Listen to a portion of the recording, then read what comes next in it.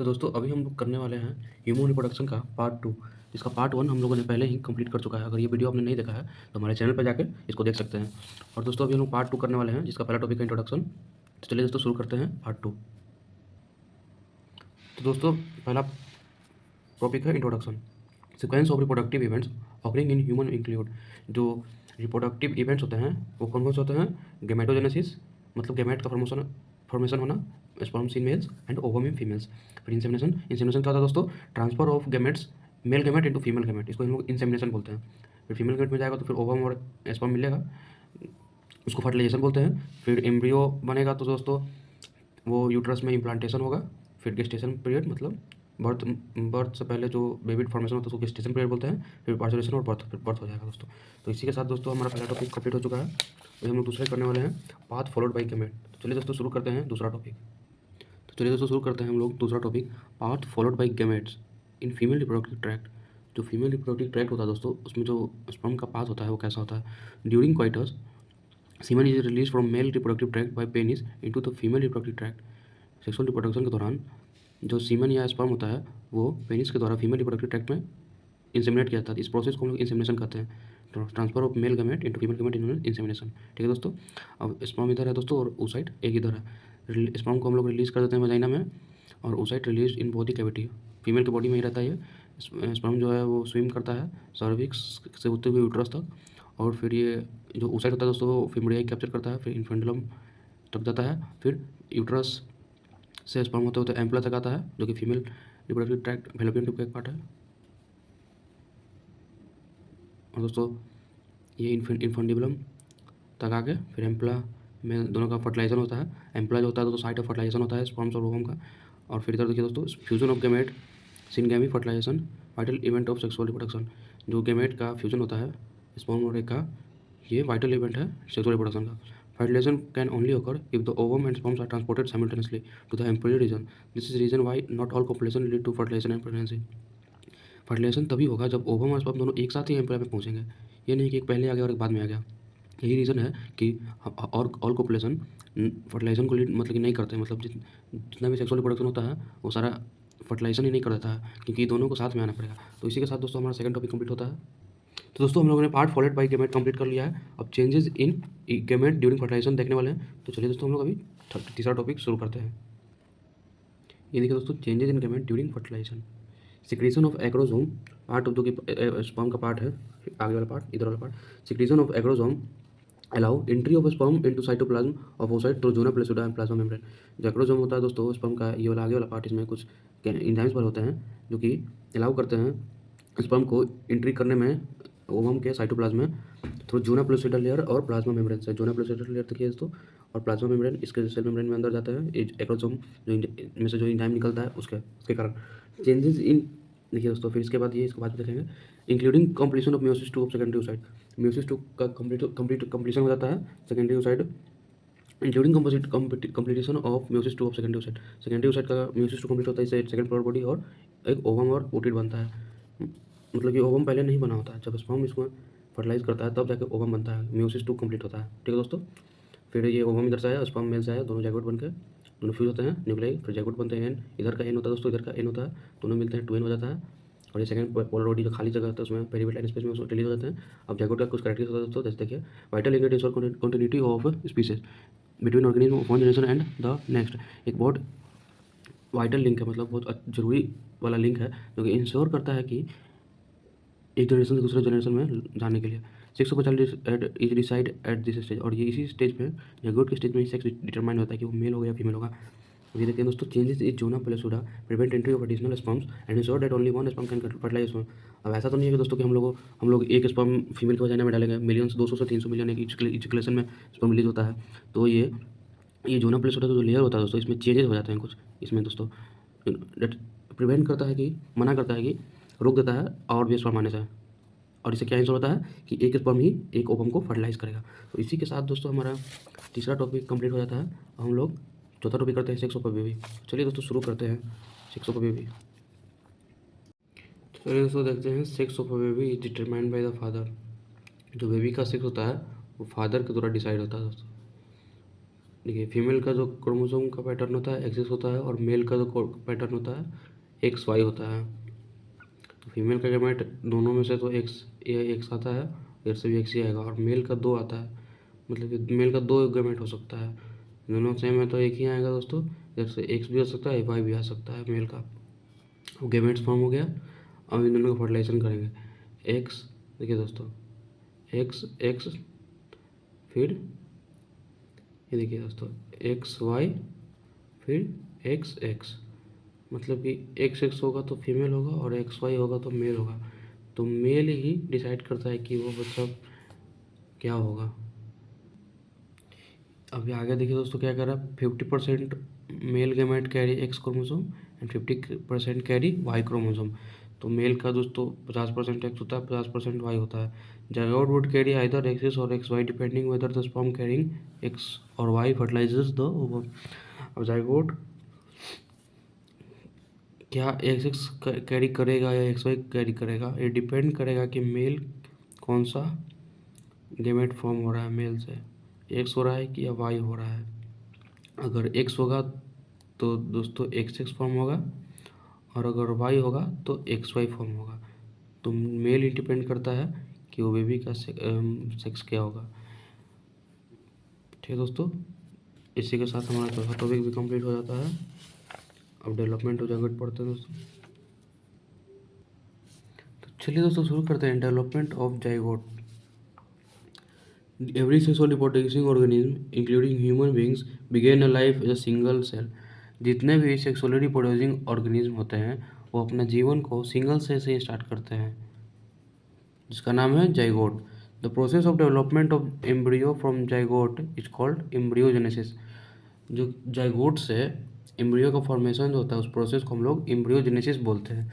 During embryogenesis zygote undergo cell division and cell differentiation. Embryogenesis के दौरान cell जो होता है सेल डिवीजन और सेल डिफरेंशिएशन करता है। Cleavage start zygote as zygote moves through isthmus of the uterus.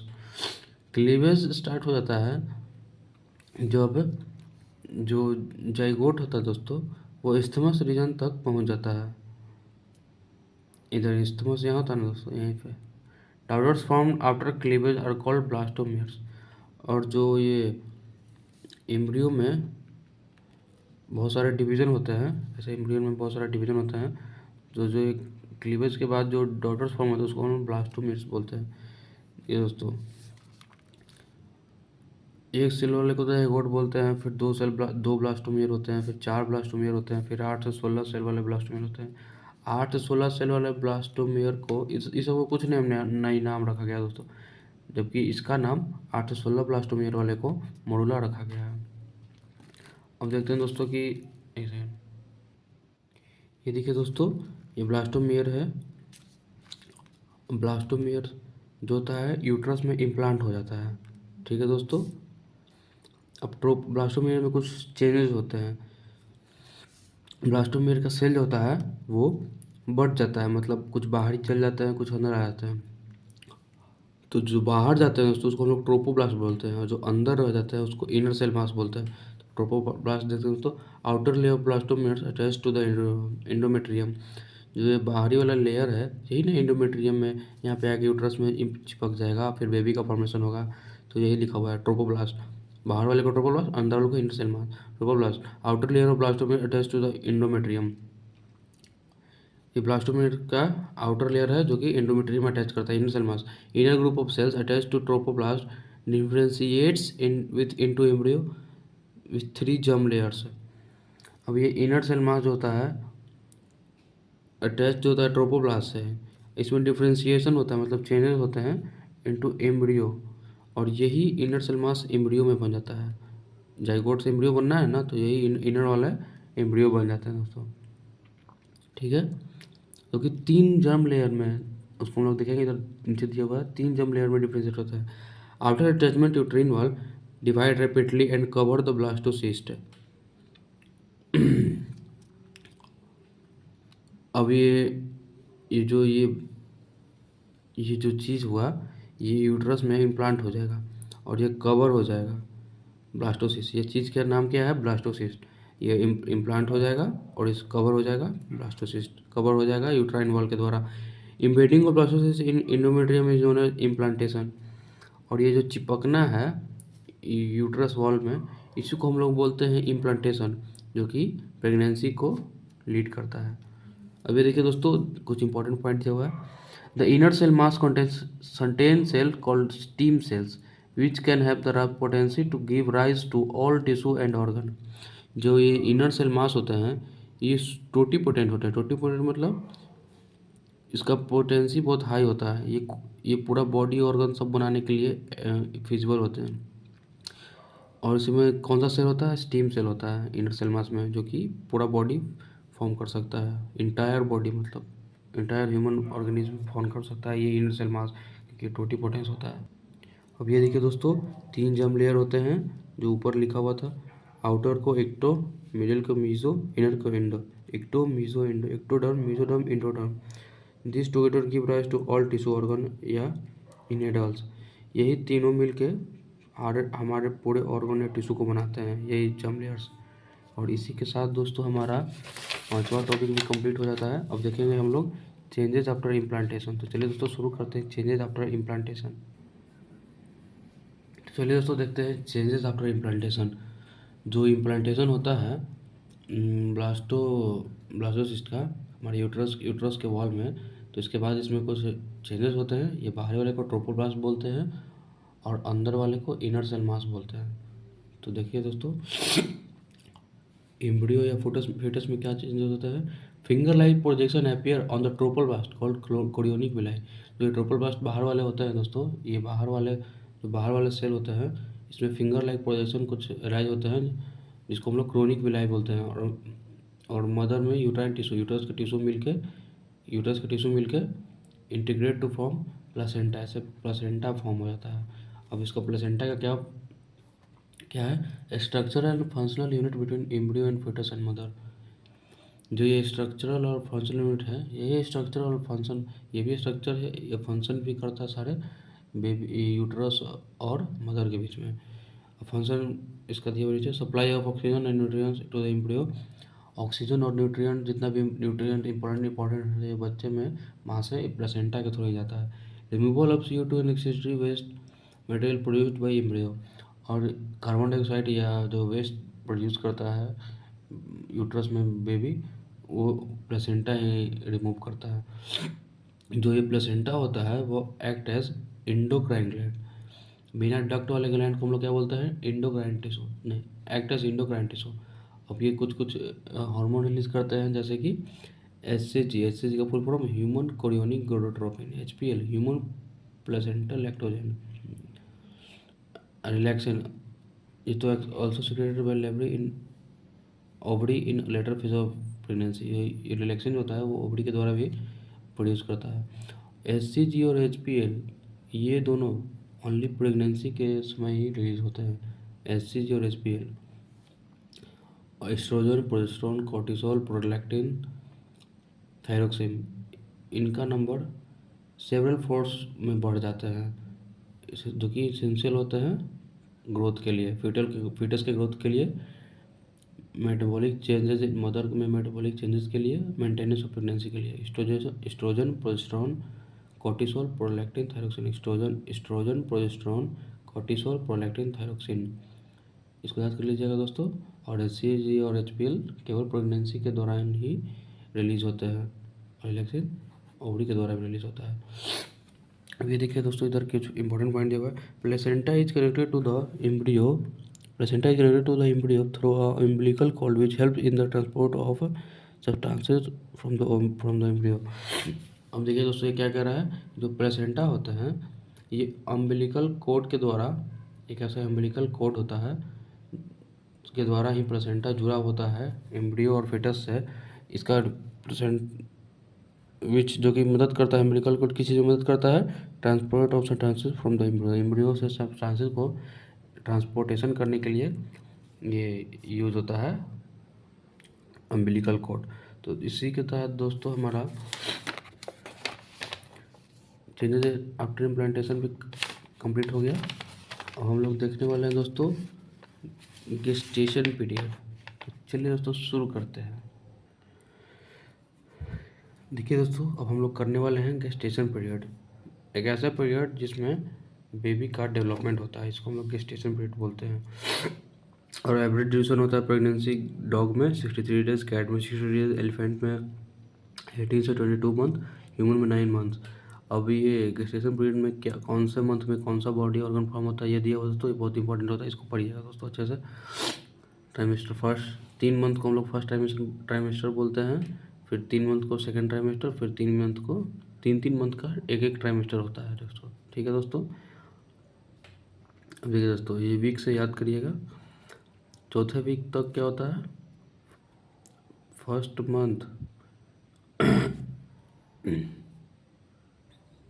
देखिए दोस्तों, फर्स्ट मंथ और 4 वीक में क्या क्या फॉर्म होता है।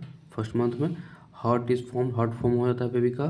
Sign of growing foetus notice by listening the heart sound with stethoscope. ये हार्ट फॉर्म हो गया तो इसका आवाज़ को हम लोग स्टेथोस्कोप से सुन के पता कर सकते हैं। अब दूसरे मंथ में दोस्तों, जो कि 8 वीक हो जाता है, foetus develops limbs and digit, उंगलियाँ आ जाते हैं दोस्तों, लिम्स एंड डिजिट आ जाते हैं। और थर्ड मंथ में क्या होता है, most of major organ systems are formed including external genital organ. और फर्स्ट टाइमेस्टर के एंड होने तक 12 वीक तक, या इसे हम लोग तीसरे मंथ के एंड तक ज़्यादातर मेजर ऑर्गन फॉर्म हो जाते हैं।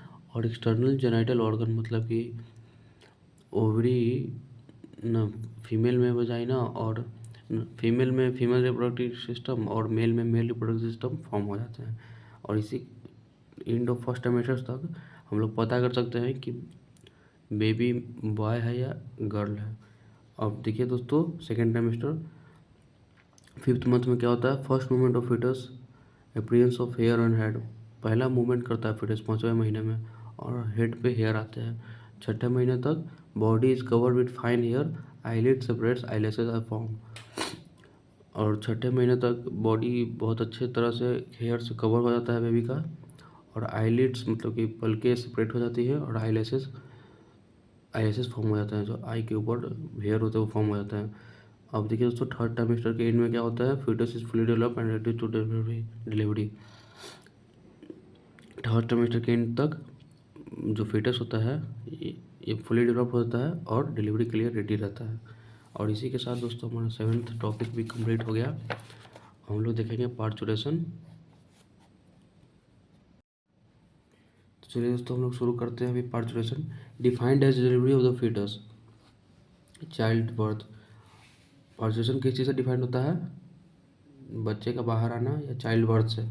Signal for parturition originate from fully developed foetus या प्लेसेंटा।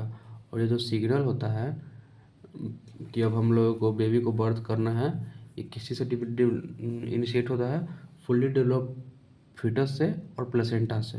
ठीक है दोस्तों।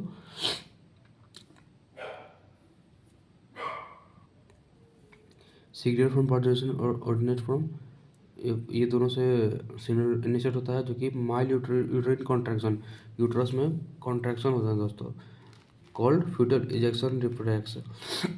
और यही इसी को हम लोग फ्यूटल इजेक्शन रिफ्लेक्स करते हैं, जो कि रिलीज करता है oxytocin from posterior pituitary of mother. Oxytocin release करता है, और कभी कभी ये ऑक्सीटोसिन नहीं रिलीज होता है दोस्तों, तो हम लोगों ने इंजेक्शन से इसे ऑक्सीटोसिन को देना पड़ता है। This is positive feedback loop, इसी से ही और ज़्यादा, इससे और यूट्राइन कॉन्ट्रैक्शन होता है, leads to expulsion baby from birth canal. इसी के कारण बेबी का बर्थ हो जाता है, और ये एक्सपल्सन ऑफ प्लेसेंटा पर प्लेसेंटा ही बढ़ा जाता है। Oxytocin is synthesise by hypothalamus but release by posterior pituitary.